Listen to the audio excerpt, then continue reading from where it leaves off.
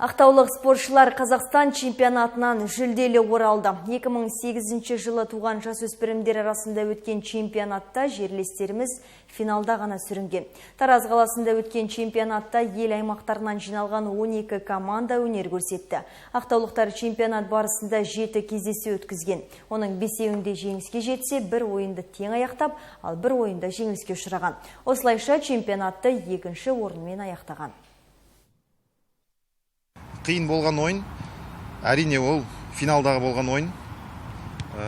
Именно не бойынша психология тұрғыда өте қиын болды бізге. Өткені біз ұтып келедік оны. Мен 10 минут қалғанда жіберіп қойдық. Сосын бірақ серия пенальтиден ұтып қалдық. Балалардың көбісі жылады. Оларға бұл жаста ол нормально деп ойлаймын. Ең оңай ойын бізге Павлодар облысымен болды. Ол ойында 7-0 өттік біз. Ешқандай қиыншылық көрген жоқпыз.